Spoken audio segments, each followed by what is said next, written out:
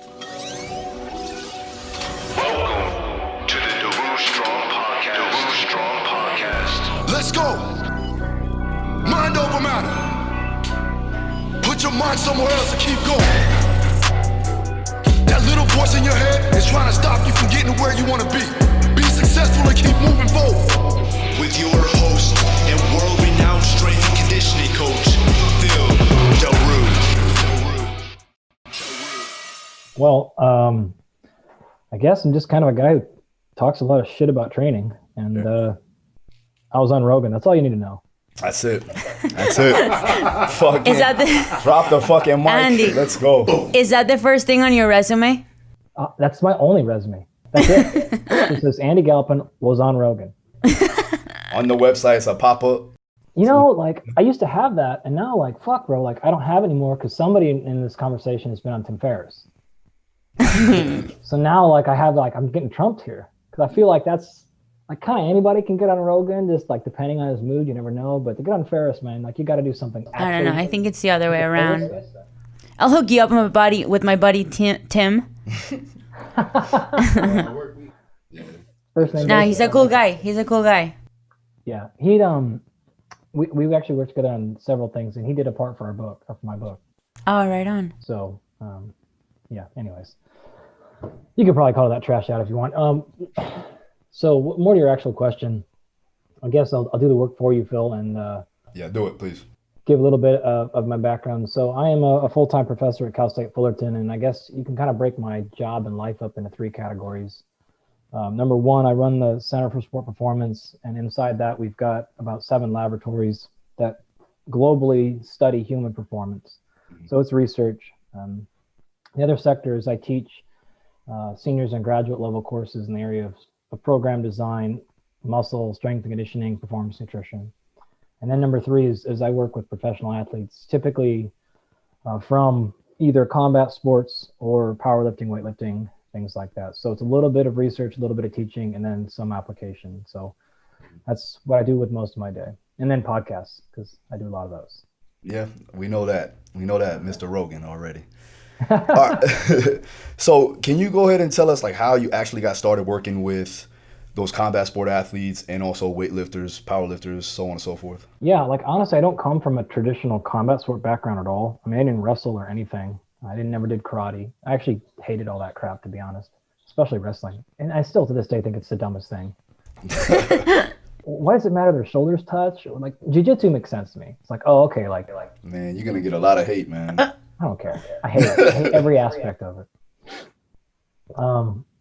So I think it came up with I played football, college football, and in high school I played basketball, baseball, track and field, all that stuff. So pursuing college, it's, I was in that perfect area that ends up making a lot of exercise scientists, which is that you're good enough to where incentives matter. And so when I trained better and I got better, say in the weight room, I performed better, and that made a difference. But I wasn't so good that the training didn't matter.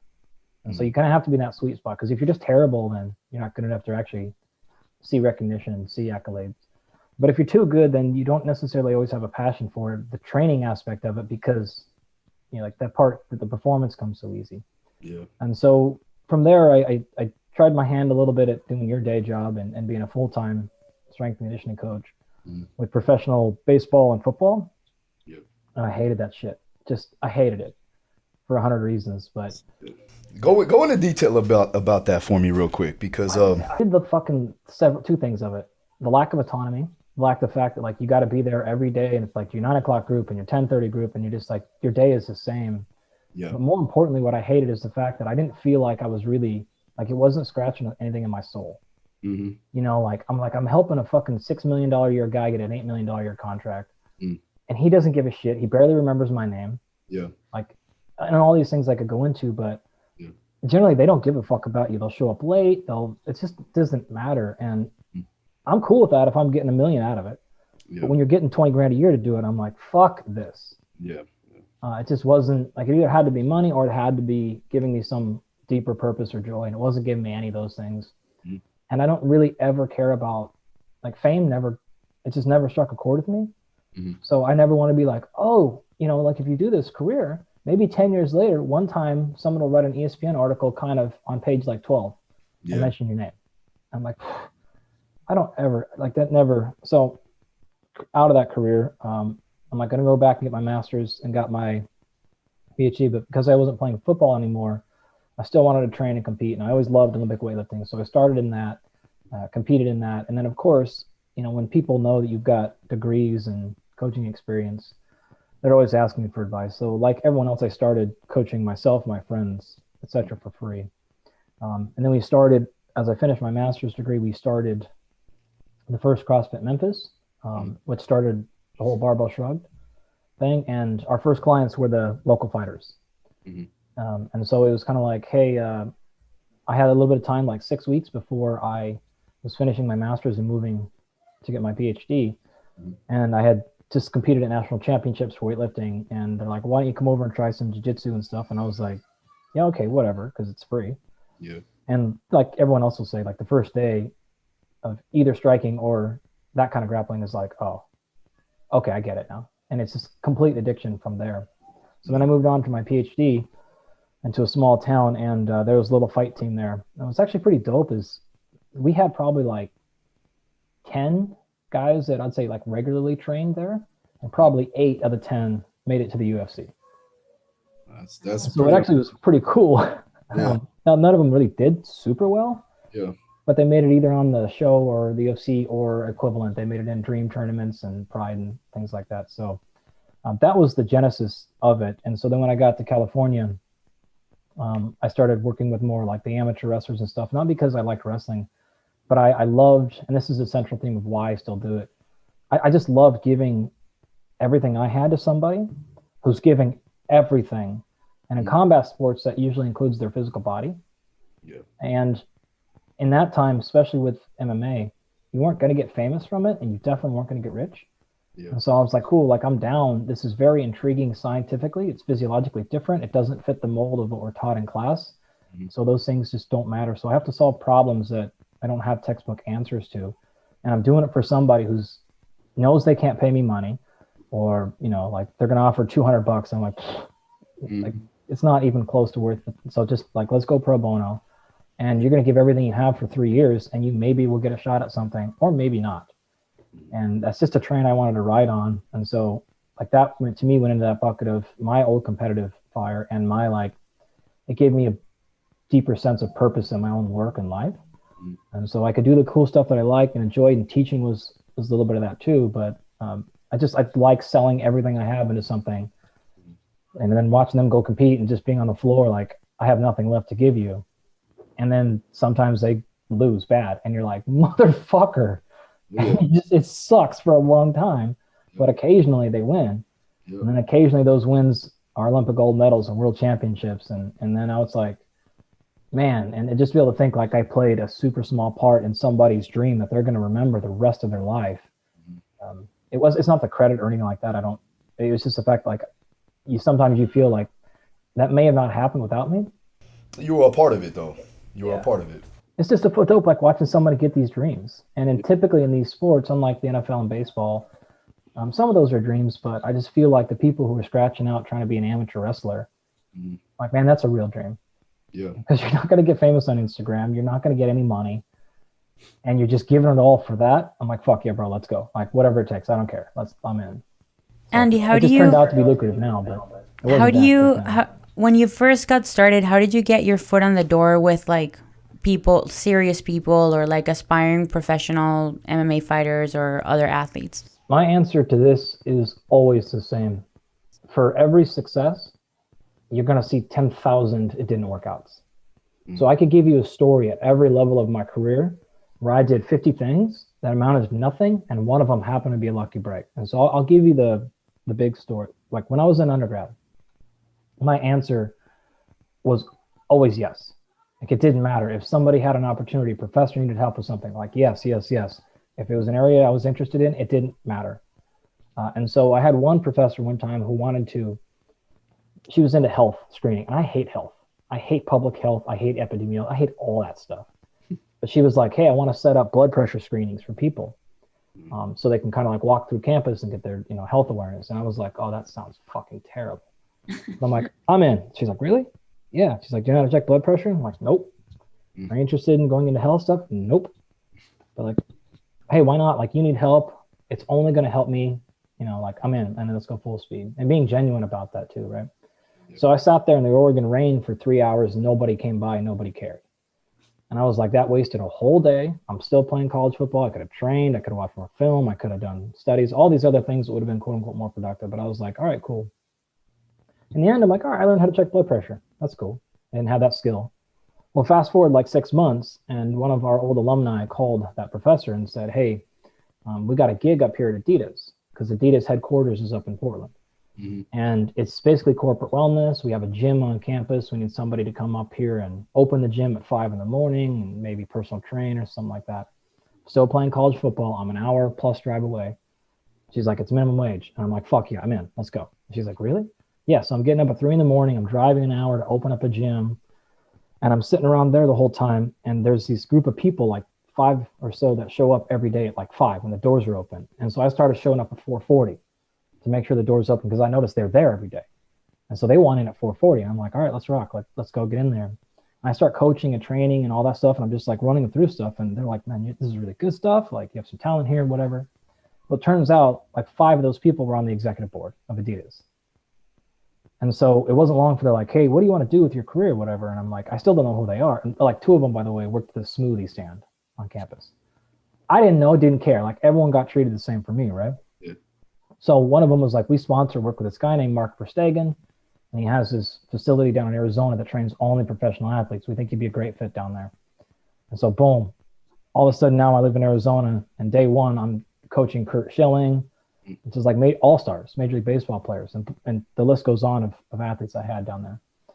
Same thing, first day, you're an intern. It's like, oh, you want me to, oh, I'll go grab your smoothies. Yeah, you want me to put the towels away? Like, I'm on it. Like, those aren't my jobs. I'm just hustling. And eventually it was like, oh, you're not supposed to be coaching, but okay, like, you have some eye here. Can you run this group? Okay, great. No other interns are running groups. I'm running groups a weekend, 10 days in or something like that. So that goes on. And the story of my break, Stefi, is it's always that, right? And so if you want to ask like specifically how I got into professional athletes, it's the same story, but different details. It's always that. I did 1,000 other things like that as an undergrad. That one happened to break. This one happened to break. Why? Like, I started coaching those kids I trained with in my PhD program for free. Didn't end up mattering, right? But like years later, like 6 years later, they're in the UFC. Now it's a phone call. Oh, Bo, you're in California. I know a guy. Boom. Okay, great. Get out here. Students ask questions. I stay after class. I do extra things for them. Well, one of them's dad happens to be a wrestling coach in the area. Oh, and he happens to coach a lot of UFC fighters. I had absolutely no idea. It's like, boom. And so I'm just doing these things. Like, one of them came in one time for a VO2 max test or something. And I was like, okay. And they paid the fee, and they came in and did it. And then I gave him like a 40-page report in detail in their language they can understand. Here's what it is. Here's what it means. Here's different training styles. Here's a way to go about it. Here's some resources. And I didn't have to do any of that stuff. And I wasn't paid to do any of that. But I was like, okay, man, here's an opportunity to go way above and beyond what I'm actually, being required or paid to do, because this is going to cause some breaks. And I immediately got a phone call, like, right back. And it was the guy's manager. And he was like, this is incredible. This is so helpful. We never understood how to train for speed. We never understood we were making all these mistakes with power. We thought we were doing these conditioning circuits and we were getting faster. We didn't realize this. And then he's like, can you come work with this and this? And then it all just started. And then you know how gyms are. At the time we had Rain Academy, Mark Munoz's place, and there's so many guys and girls there. And then the word just takes off. And then, starting to win medals and Olympic medals and stuff. And then it just spreads like wildfire in these communities. So that's how it started. USA weightlifting was the same thing, right? Just helping these kids that have dreams to be an Olympian with no resources. So that's always the answer. How did you two meet? I wanted to get down to that, because I know that you guys have a history together too as well. Yeah, I think it was Barbell Shrugged, the episode, right? Yeah, that's how we initially linked up.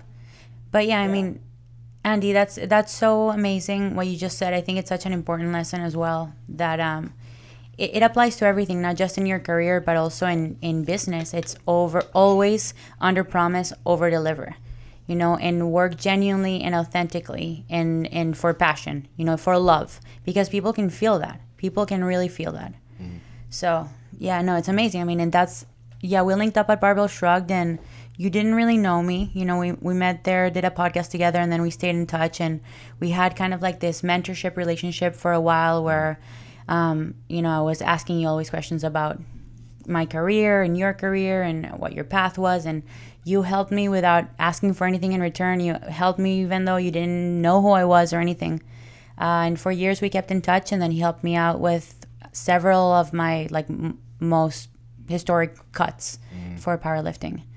Again, and like, you know what, Andy, like, especially at this point, I get a lot of people hitting me up for, you know, to help me out with, I don't know, oh, you want to try this out, bodybuilding, or hey, let me help you with your diet, or hey, let me help you with your breathing, whatever.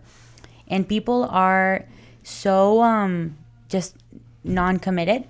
You know, they offer you all these things and they promise you all this help and they're going to do all this for you, and they never follow through. But you did, and that to me meant everything. You know what it is, like the week of the competition, you're stressed out. You don't want to have to like be checking, you being the one checking in with your coach. You want your coach to be like, hey, how are you feeling? Sure, yeah. So you want somebody who cares. And the entire weekend he was like on me, like checking in on me all the time. So I think that's such an important quality in a coach. Yeah, for sure. I think going the extra mile as a coach, like the goal for a coach is to allow for the athlete to, again, trust in what the coach is trying to tell them to do. And that buy-in comes from being able to communicate efficiently. And if I can, like, again, with me and you too as well, now that you're working with me, I mean, I'm going the extra mile in a lot of ways to make sure that she's comfortable in the new passion that she has, right? And the same with all my fighters, right? And you know that when it comes down to even the fight game or any athlete in general, they're in their head a lot. So if we can be that person that is going to help them get over some humps, get over some mental barriers, that's something that a coach should be doing, as opposed to, you know, you just being a trainer or a sets and reps type of guy, you know? Every person who like you give help to, yeah, like some of them are going to blow up and be famous and have big crowd or whatever you're looking for. But there's 100 that I did the same thing with that don't even have an Instagram account or don't have, or like whatever.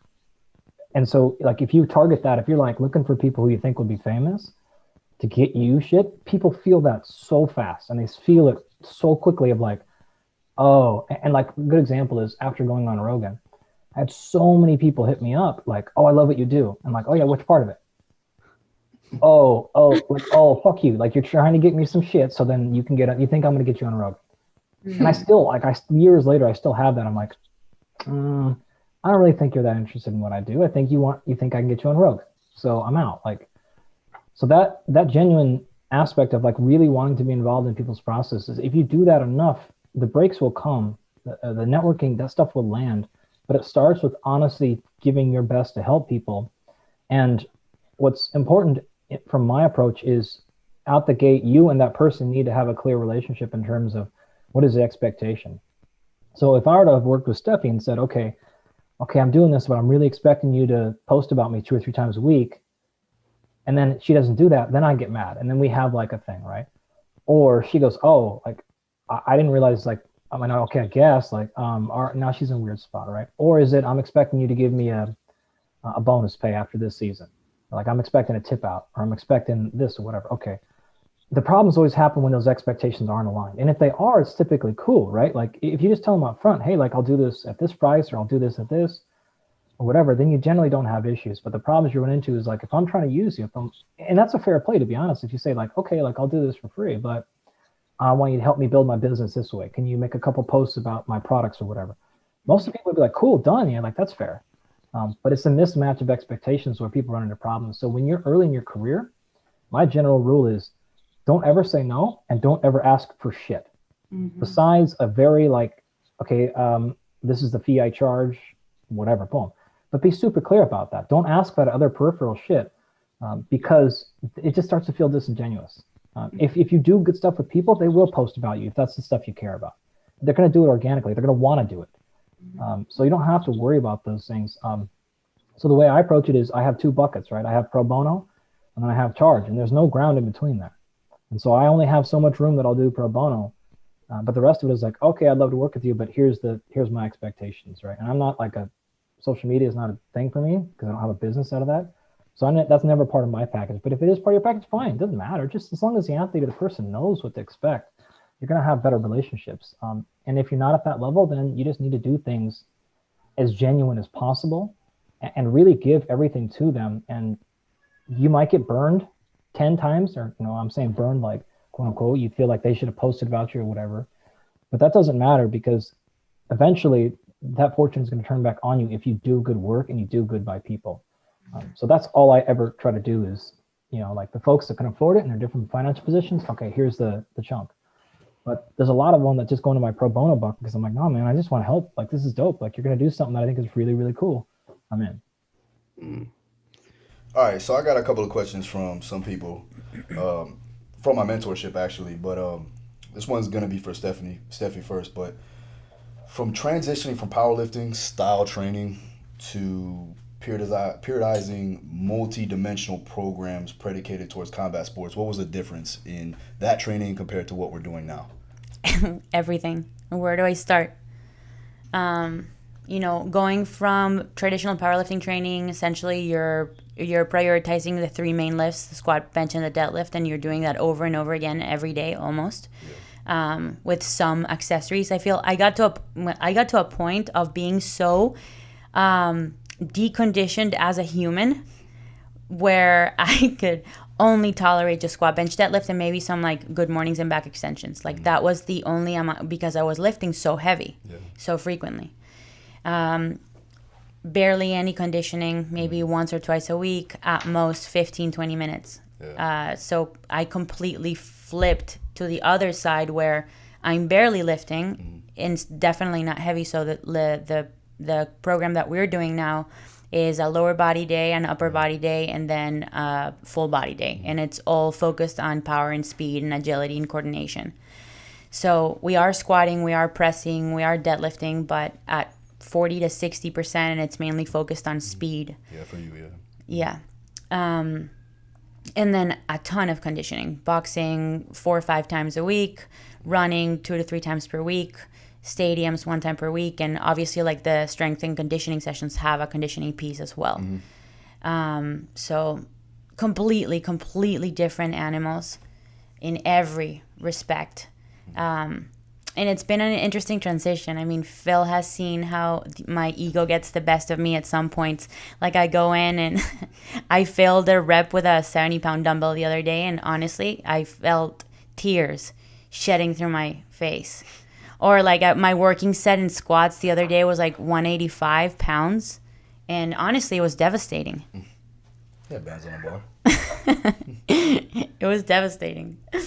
So yeah, I mean, it's been an interesting transition. Just I've been losing some muscle mass, I feel like, or some size. I feel smaller, definitely feel weaker, but feel so much better generally, in the general sense of the word, as a human, just healthier, more able, more capable.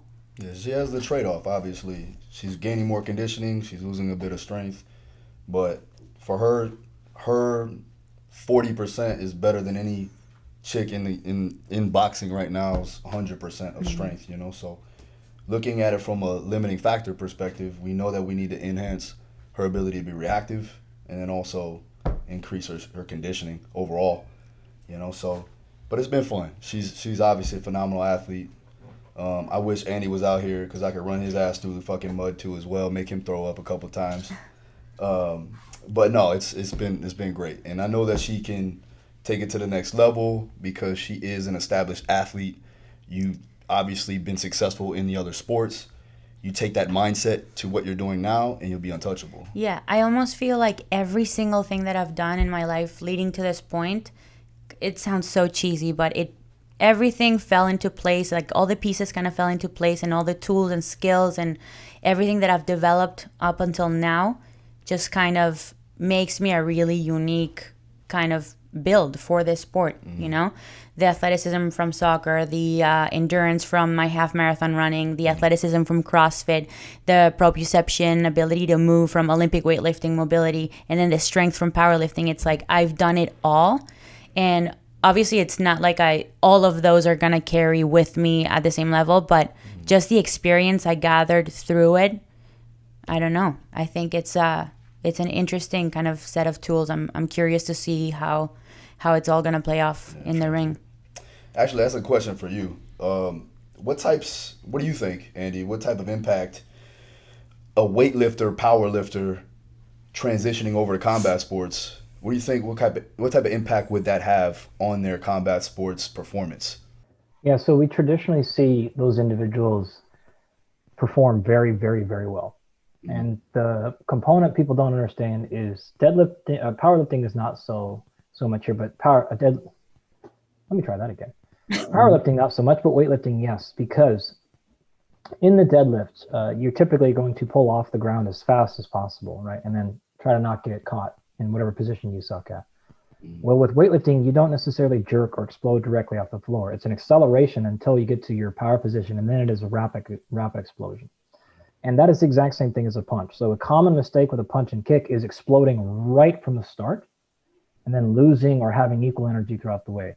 Rather, you want to get as much torque developing, and your hand is being held as long as possible to the very end, and then it is an extension and a snap towards the end. And so that rhythm of just not jerking from the very beginning is very, very helpful with learning how to kick and punch. Powerlifters tend to struggle because they're used to just driving and popping kind of at the bottom and then floating to the end. So that rhythm, that double peak is what we'll call it, right? So it's a muscle activation to get moving, it's a relaxation, and then a reactivation at the end to snap, is foreign to powerlifters often.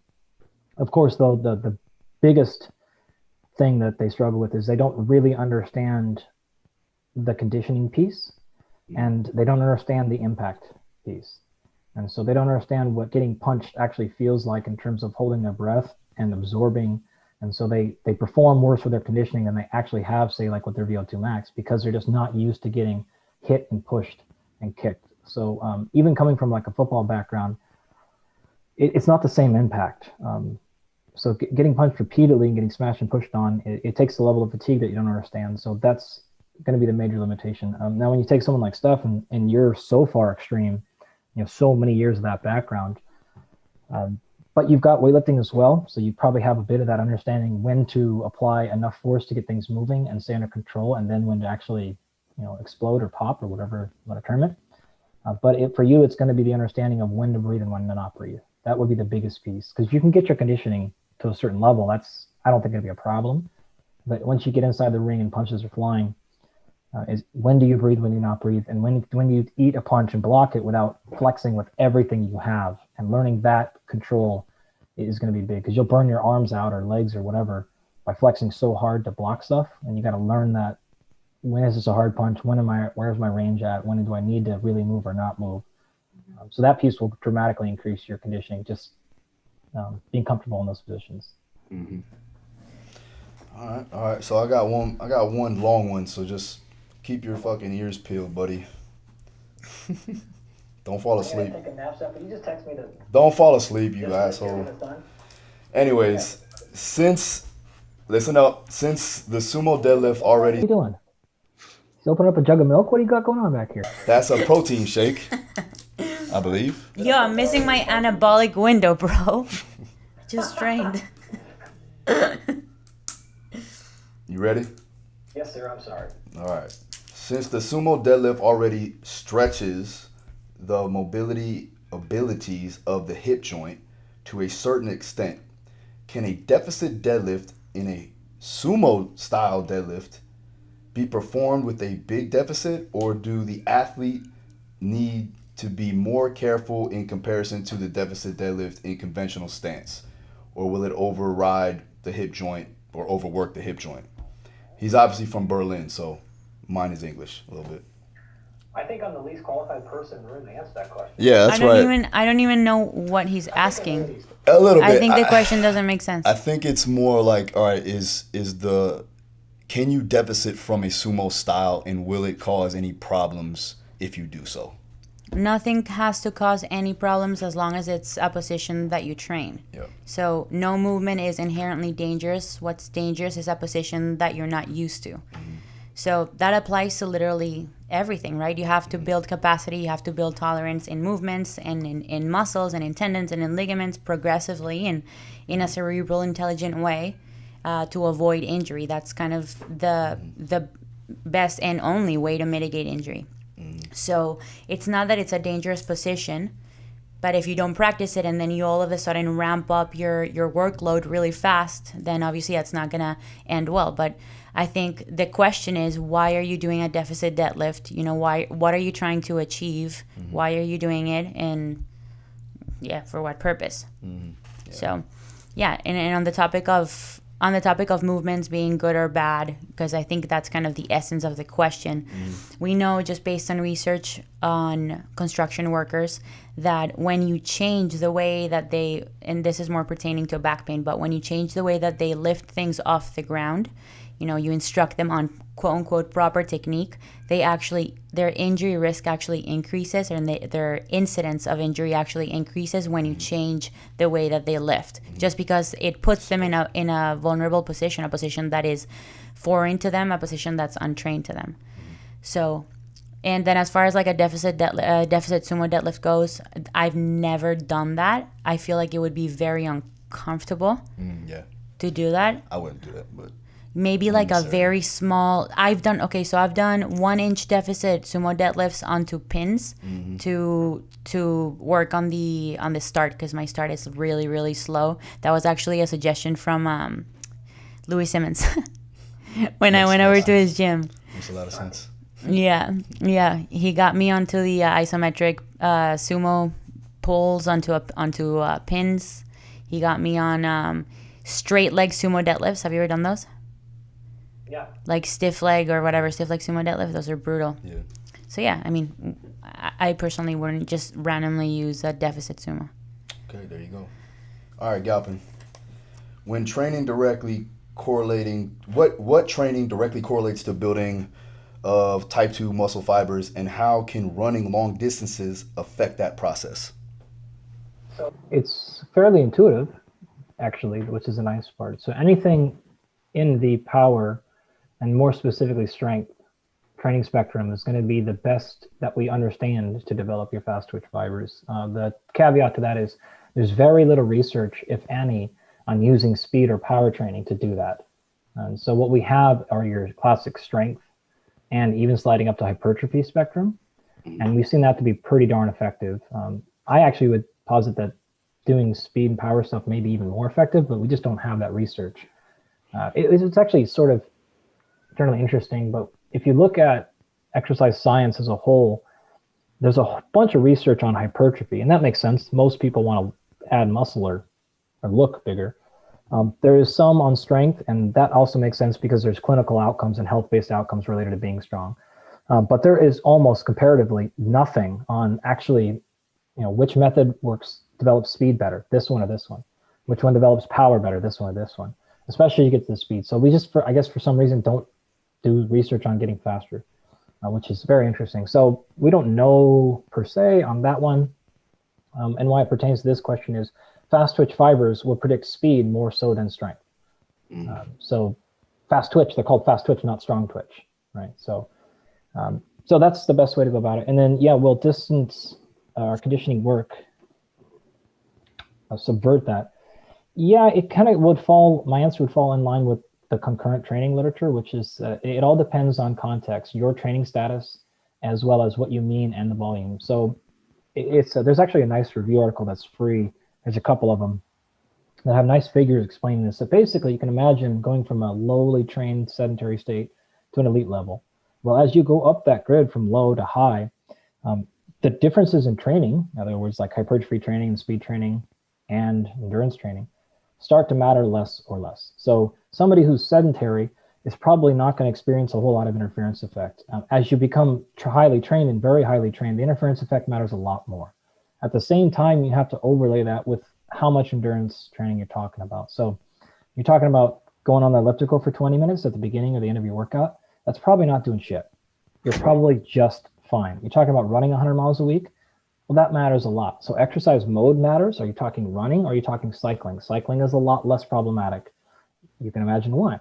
Swimming, same issue here, a lot less problematic. But running, and then you want to develop fast twitch fibers in your legs, that's going to be a problem. So it depends on the mode of the exercise and it depends on the volume. And the last thing I'll add to that is exactly like Dr. Cohen just mentioned there, it is progression which is the key. So it's not that, say, 50 miles matters or 30 miles. It's what have you been doing to where's that number now?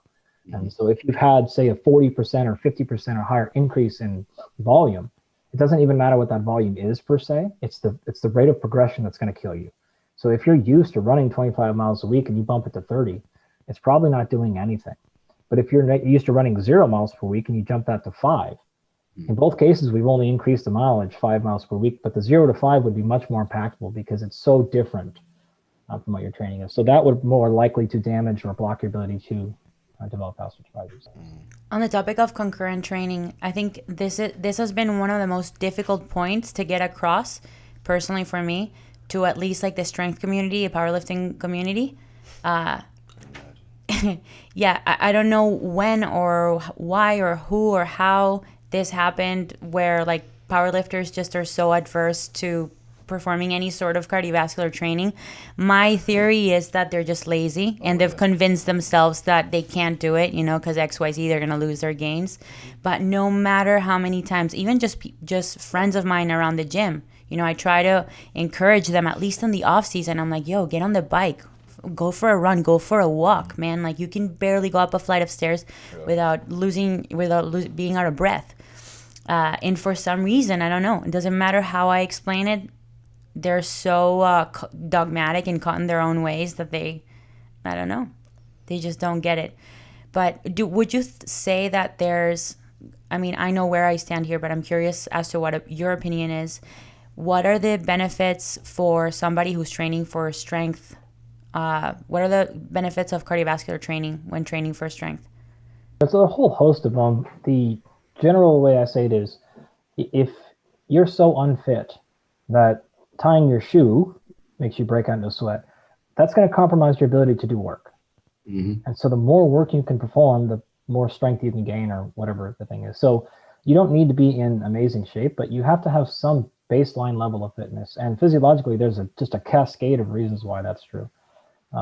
Everything from blood flow, right? So if there's more capillarization, you get more nutrients in and more waste products out. Ventilation, amount of time you spend in the day in autonomic, right? So parasympathetic versus sympathetic system is heavily in tune to your cardiovascular fitness. Your ability to handle oxidative stress that is developed, in other words, recovery, is going to go up. So the list could go on and on here of the potential benefits of that. But the way that we'll say it is the inverse Mark Bell here, which is being out of shape is never a strength. Like it's never helping you to be unfit. Yeah. And there's some benefit to being a little bit more fit. So I would agree with you that, I get it. At some point, specificity is very important, especially when you're trying to put up the numbers powerlifters are, and in competition, really close to competition. Right. I have been in a Jeep with people who drive around Walmart for an hour trying to get 4 spots closer because they got a meet in a week. And like, really? Like, yeah, I got it. Okay, great. Or like they refuse to go out of the house. I've been in those cars. You're just like, fuck, come on, really? All right, not going to get that because it's on the 2nd floor. You're going to ask a sales rep to go upstairs and get it? Really? All right. You know who does actually a ton of cardio? You know who CC Holcomb is? No. Or CC Ingram, whatever. She used to have the highest Wilks. She's I think she competes at 181. She's a big girl. Yeah. You know who she is? Yeah, I've heard of her. Yeah. But yeah, she does a ton of cardio. I think she deadlifted like 600 for 3 in the animal cage last year. And she does like 40 minutes of cardio every day or every other day. Now, with that being said, what do you feel is the most beneficial as far as from an aerobic standpoint, whether it be more HIIT style training or is it more steady state? Yes, this is actually something I've changed my position on quite a bit over the years, because if you look at more efficient per unit of time, it's a clear answer.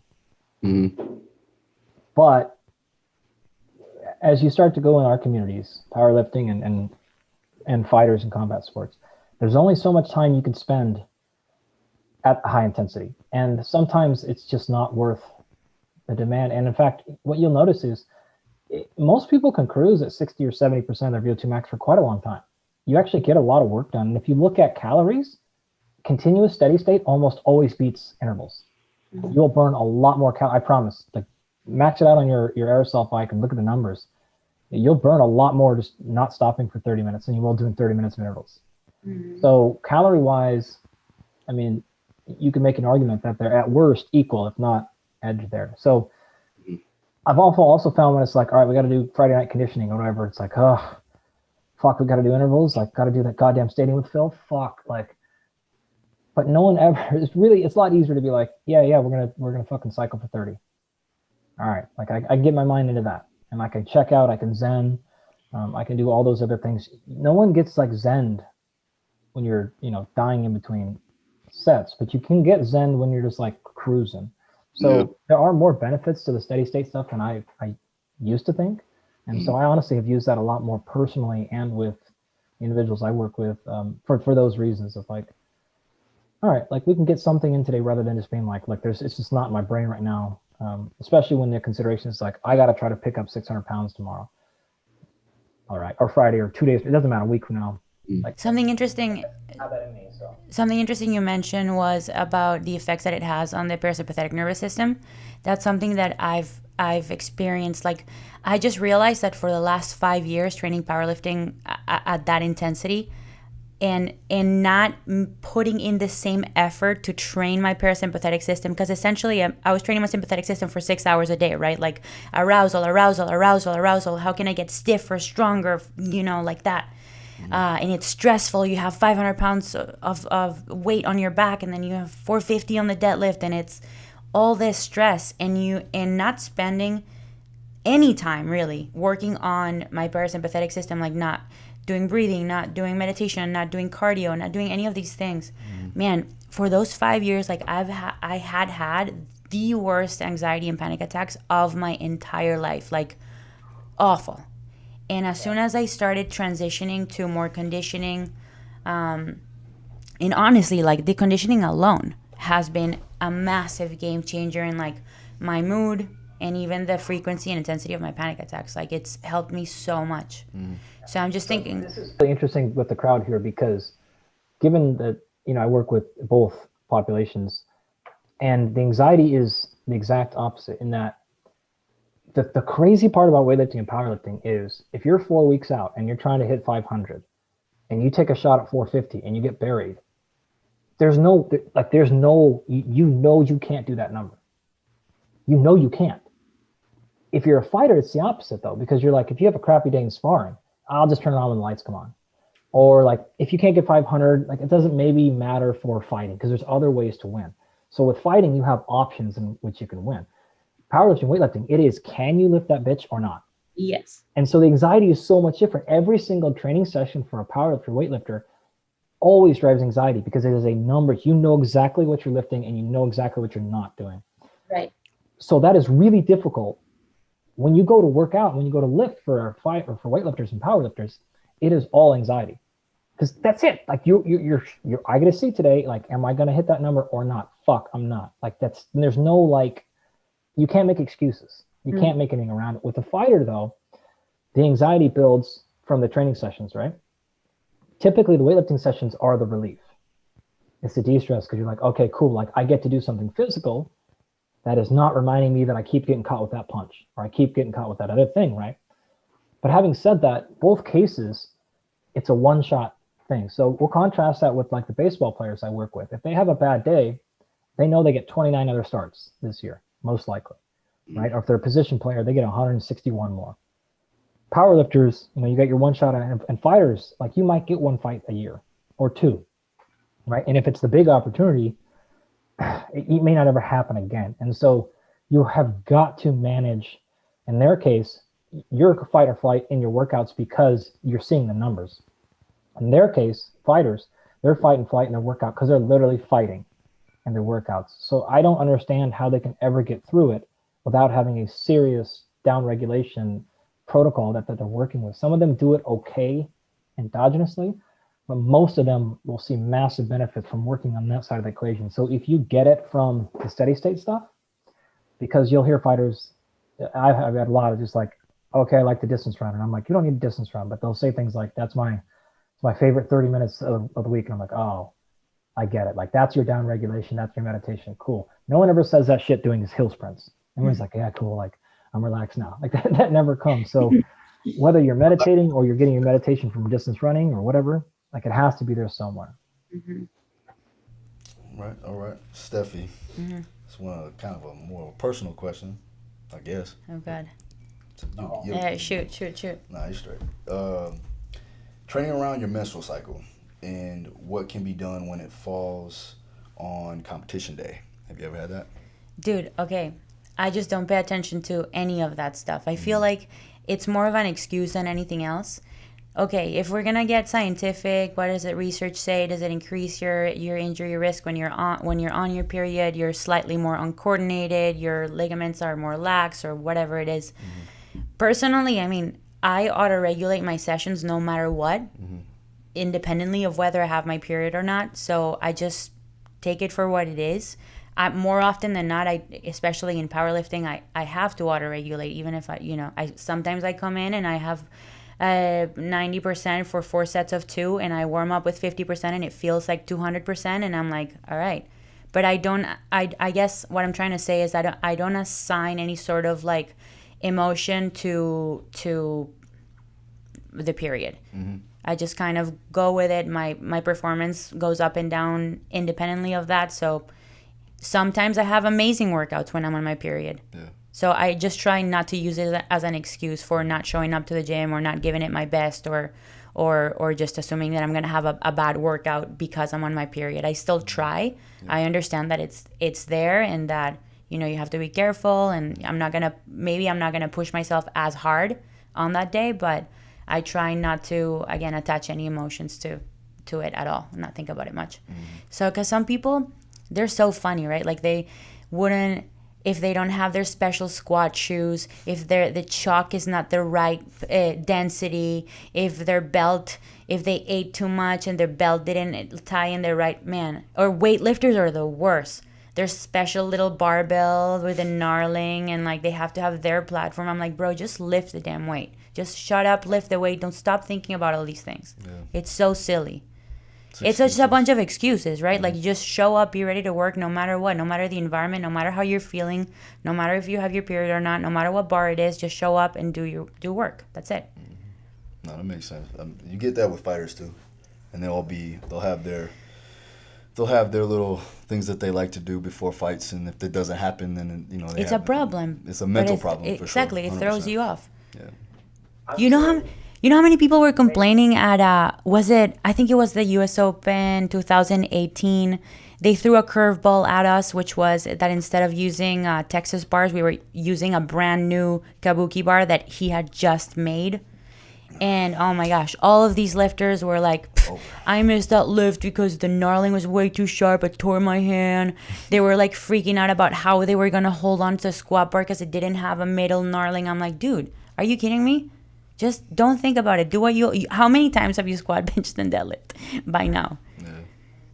100,000 times, dude. You can do it no matter what, with your eyes closed and in whatever situation. So. So Andy, man, what's going on now? What do you got going on? Well, we just started camp for Mr. Ortega. So March 27th, we got a title fight coming up, which I think we're going to be in Vegas this time and not Abu Dhabi, so that'll be nice. That's not official yet, but that's the biggest thing. Tatiana Suarez is we're officially back in camp for her.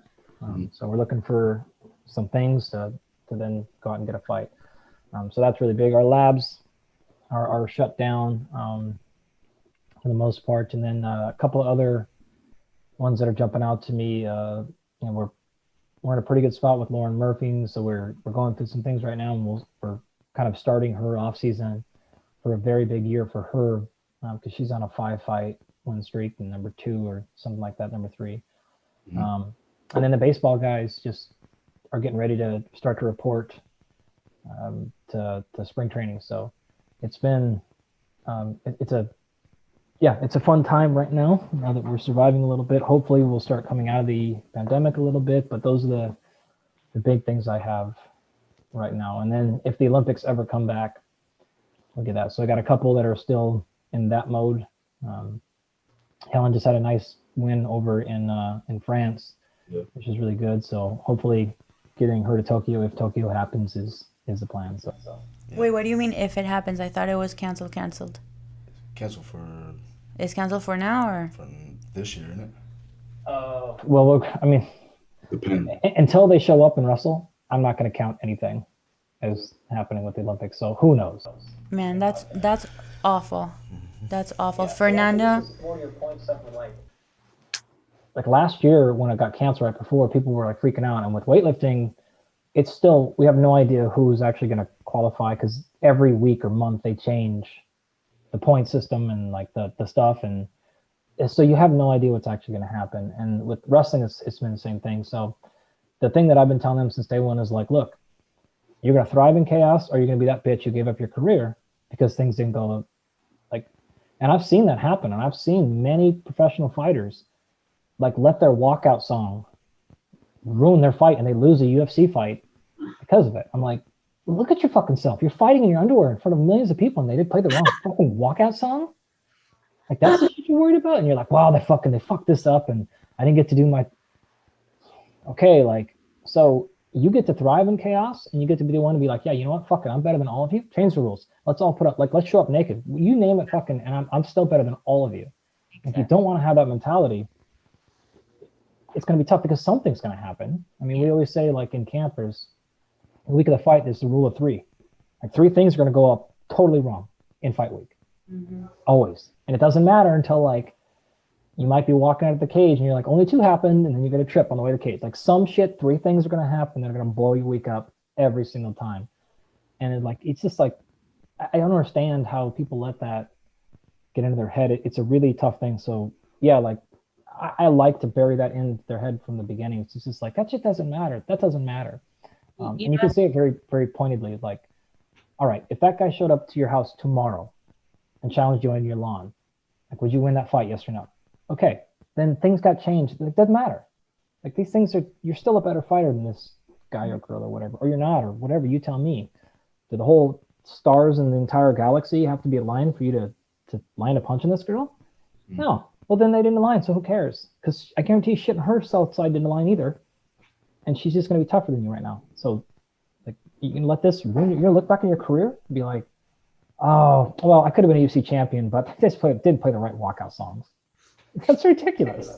Because you know what the problem is? You know the problem is that people prepare really well for the best possible outcome. You know, that's kind of like the whole thing with mental imagery. You're imagining, you're walking in, your favorite song's playing, you got your rap song, you got your whatever, your mom waves at you in the crowd.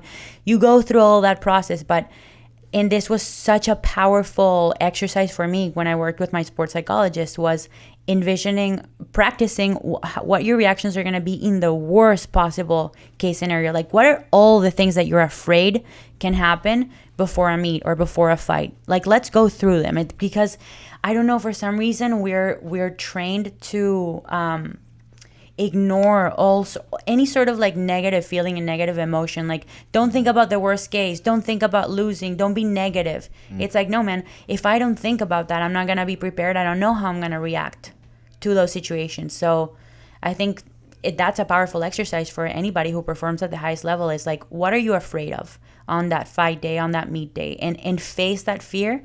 Be honest with yourself about why it scares you, and then plan how you're gonna respond when that happens. When your walkout song is the wrong one, what are you gonna do? You know? And you should plan for the unpredictable no matter what, especially inside of this training. When it's getting closer to competition, we want to look at all things that may happen, no matter what, good or bad, just like you talked about. And it's like, at the end of the day, if you don't have the ability to adapt to those stressful situations, then you're not going to make it to that next level. You're not going to make it to a championship level. And I think those people that are at that level, the elites, are able to cope with those stresses even when it doesn't go directly as planned. And you should be working towards that inside of your training, because that's a part of your training. Yeah. Is getting used to the unpredictable. You know who the CEO of uncertainty is? Fucking CrossFitters, bro. Yeah. dude. Makes sense. They don't even know what they're gonna do. Yeah. This is an actual practice we use with the fighters before camp starts. So the first conversation we have is, how do you win this fight? And that's all the things you talk about, right? And then the second conversation is, well, how do we lose this fight? Yeah. And it's like, what? It's just like you said, Steph, everyone's like, well, like we don't do that part. Like we don't talk about that part. Like, no, we talk about that part, and we actually train for that part. So I will make sure, I can always guarantee, I'll never guarantee you when I lost, but I will guarantee you that we will not win, or you'll not blow your strength, and you will not lose because of a totally predictable thing, with the exception of like, okay, Khabib's going to take me down. You're like, all right. I don't know if no matter what we do, we're going to, but what happens, the thing is, if that does happen, you're not going to be surprised by it, and you're not going to develop anxiety because of it. Like, yep, okay, like we do have a plan for this, and we trained for this, right? So this comes all the way up. Like, we don't just talk about the fight stuff, but it's also what happens if you are overweight by this? What happens if our plane flight gets delayed by 6 hours and now all of a sudden we're here? What happens if we forget this? All of this stuff goes into it, right? And it's the exact same exercise you're talking about. I just literally put it on paper, right? And so we go through the whole thing. And then we do various imagery drills in fight week, where it is eyes closed, heart rate high. We use hyperventilation stuff to get their heart rate up. And it is, okay, boom, this happened. And like, what? You're like, yeah, this bad thing happened, or whatever. He got on top of you immediately, 10 seconds into round one, and you're on your back, whatever, or on top, or you got hit with that punch, and now you're wobbled. What's our plan? Oh, we do this. Now he did this. Okay, oh, we do this. And it's like, it's really calming and clearing for them, because they know, like, okay, if that does happen, I know exactly what I'm going to do. And it's not such a shock. It's a plan. And traditionally, the fighters would tell me they don't want to do that, and they feel like it's going to get in their head, blah, blah, blah. And every time after the fight, they're like, I'm so glad I did that. Because they lived that fear already, and they went through it, and it's awful, and it feels terrible. But then if it happens again, or if it doesn't, they just feel so much more calm going in, because they're like, I know if something does bad happen, it's like we have a plan here. So that's something I'll never probably go away from the rest of my career, is just going through what happens if you miss your opener. Yeah, I know you're going to go 100, 105, 110. What happens when you miss 100? What do you mean? Like, yeah, it might happen. What's our plan here? Oh, we're going to do that. Okay, like, well, gee, yeah, it gives me anxiety. I want to think about it. Well, good. Let's get to that anxiety right now. Yeah, let's think about it. Yep. All right. Well, we gotta get out of here. We're gonna go for some drinks. Mr. Andy, you stay in California in your little house, buddy, and we'll toast to you later. Thanks, buddy. Anyways, go ahead and shoot your stuff. You got anything up that you want people to know about, and then also social media where they can find you. Yeah, just Twitter and Instagram. Dr. Andy Galpin are the easiest places. I don't have anything to sell or anything like that. That's up your guys' alley. You guys make a living. Your YouTube videos are the best, so check out his YouTube channel. Yeah. If you want free stuff on YouTube, Yeah. man, you can light that stuff up all day. Your 5-minute physiology videos are my favorite. You don't like the 55-minute ones? No. We don't got enough time for that. I've watched most of them, but I skip through a lot. Yeah. Fair enough. You can just watch it on 2x speed. Go through it. Yeah, those are up there. Basically, if you want a free education, if you want a free college education, there's enough up there to basically, my entire classes are up there, especially now with the pandemic. So it's not blocked or private. It's up there for you to ride along. So I just dropped like 3 hours on hydration. Mm-hmm. So you can go check that stuff out. I just put out over 3 hours on the stuff we've learned in the last, say, probably 2 to 3 years on hypertrophy. Like an hour on the physiology of it. So if you want to get super nerded about how muscles actually grow, or if you want to skip to the third part in the series, which is straight to the application. Andy, you're like the Mother Teresa of exercise physiology. Yeah. The gift that keeps on giving, baby. God, I think I fucked up putting these two together. Let me just separate and call it a day. Shoot your stuff, man. Tell them where they can find you, Stefi. Let's go. Bro, as opposed to Andy, I got lots to sell. I'm Jewish, right? Oh, sorry. Okay, yeah. You can find me on Instagram at Stefi Cohen, YouTube Stefi Cohen, and check out higherperformancemethod.com for training and nutrition. Yes. Sorry, I got two things before you cut it.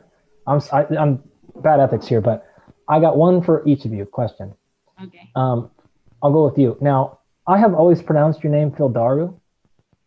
But then we did that podcast with Dolce. He was saying it Daru or something. How do we pronounce your last name?